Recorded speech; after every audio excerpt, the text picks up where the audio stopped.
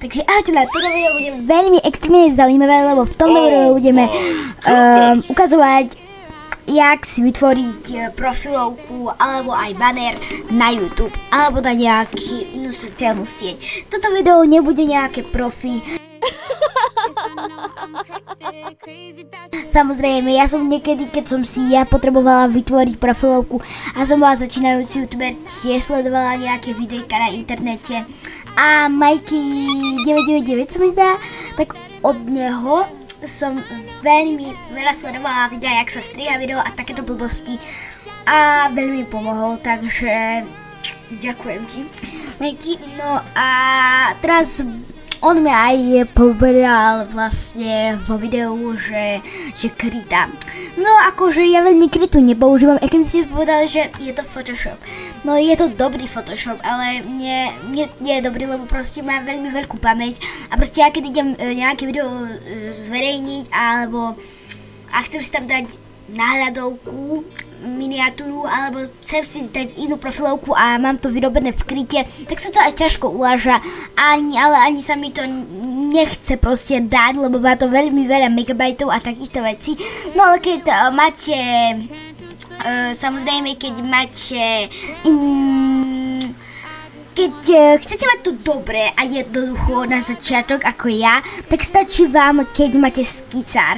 Áno, možno vám to príde trošku také divné, že prečo skicár? Je to proste pre noobov, alebo prečo proste máš to robiť v Photoshope? No áno, jasné, ale v Photoshope sa musíš najprv naučiť robiť. No takže takéto výhovorky vám nepomôžu. Musíte sa najprv naučiť také kryte alebo v iných Photoshopoch nejakých fakt, že dobrých naučiť najprv. No, ale to trvá veľmi veľa času, keď chcete veľmi ako profik to vedieť a musíte mať aj lepší počítač a takéto veci, aby to zvládlo vaše megabajty a sa vás potom nezaplnila vaša celá pamäť v počítači. Takže odporúčam vám skicár. Vlastne keď vôjdete hneď v skicári, tam máte všetko podrobne vypísané vo vašom jazyku, ktorý máte nastavený vo Windowse alebo v inom počítači. Keď máte iný počítač ako Windows, no ja mám ako Samsung, ale počítač je od Windowsu, ale keď nemáte Windows, no tak nemáte skicár. Vtedy si musíte najprv naučiť vo iných Photoshopoch učiť a tak môžete až byť youtuber. Ale Windows má výhodu, že keď chcete byť začínajúci youtuber a máte už kanál a nechcete ako byť neaktívny, no tak stačí si otvoriť skicár a máte tu všetko podrobne vysvetlené. Takže ideme si vysvetliť, čo tu máme. Tu vidíte, že máme farby. To vlastne znamená, že keď si chceme niečo nakresliť, tak môžete si tu nakresliť vlastne môžete si tu vybrať farbu na kreslenie. Máte tu čiernu, sivú, červenú, oranžovú, proste všetky farby. Potom si viete ešte, keď si kliknete tu na, kde viete si ako keby vybrať farbu, tak tu máte ešte, viete si všelijako upraviť farby a tu máte základné farby a viete si tu vytvoriť aj svoje vlastné farby.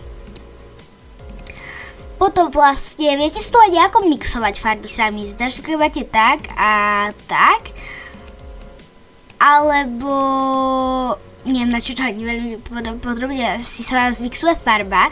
Toto nechápem, veľmi to si môžete sami naštudovať, ale to potrebné tu máte.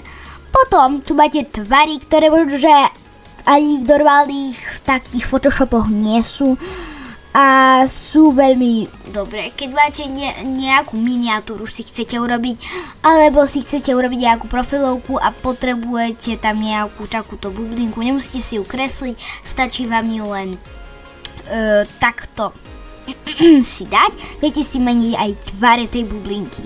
Viete si samozrejme tu aj všetko vymazať alebo vrátiť naspäť, keď sa vám tá kresba nepáči, alebo tá vec, alebo napríklad takto hneď naspäť. Týmito dvoma šípami.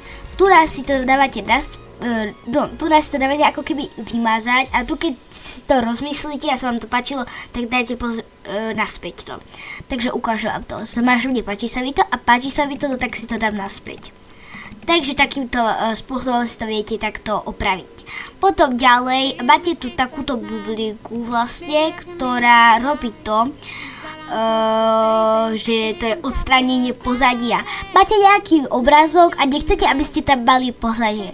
To znamená, napríklad ja idem do vyhľadávača teraz nejakého, hociakého, to je jedno, a vyhľadáte si, že máte nejaké video napríklad o iPhone-och. Tak si vyhľadáte iPhone napríklad 15. Napríklad. No a máte video o iPhone-och a chcete nejaký iPhone dať na obrázok, ale nechcete, aby tam bolo nejaké pozadie, lebo niekedy máte taký obrázok, že drží proste. Nemusí sa to vždycky skicáru, alebo neviem, jak sa to volá, ani už podariť. Niektoré veľmi premakané fotky nemusia sa podariť, keď tam je veľmi veľa okolia a nemusí sa podariť vymazať perfektne pozadie. Ale keď máte len takúto obyčajnejšiu, tak by sa vám to malo ako podariť. Nemusíte si zbytočne ulážať obrazok, lebo vám to zbytočne zaplní pamäť. Stačí len, akože veľmi stačí, úplne stačí, keď si kliknete len na kopírovať obrázok. Keď ste si skopírovali touto funkciou ste si ako keby skopírovali to, tak pôjdete naspäť do skicáru. Teraz si kliknete Ctrl+V a ukáže vám sa tu na tento obrázok. Viete si ho ako zväčšiť, zmenšiť. Keď kliknete na túto funkciu, to je vlastne tu ale keď máte nejaký takýto obrázok, tak väčšinou sa vám to tu môže ukázať. Tak viete si to tu aj samozrejme takto zúžiť, jak chcete. My to chceme mať takto. A teraz nechceme proste, aby tam bola tá ruka, tak si dáme vymazať pozadie. Teda nechceme, aby tam bola tá ruka. My chceme práve, aby tam bola tá ruka, ale nechceme to pozadie, lebo ruka tam ostane vám. Keď budete tam mať ruku, teda ruka, my tam musíte potom, keď nechcete tam mať ani ruku, musíte si vybrať taký obrázok, kde nie je ani ruka. Ale my sme tým pádom chceli tú ruku. Takže takto tu máte. Potom chcete určite nejaký nadpis aj.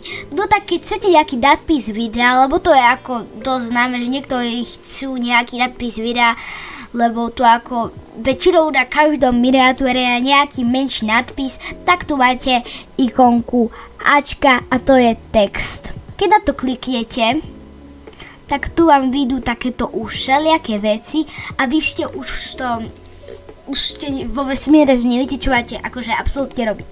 Tak ja vám to vysvetlím. Tuna je skupina písiem, ako tu hore píše, ale pre part 2 dajte like.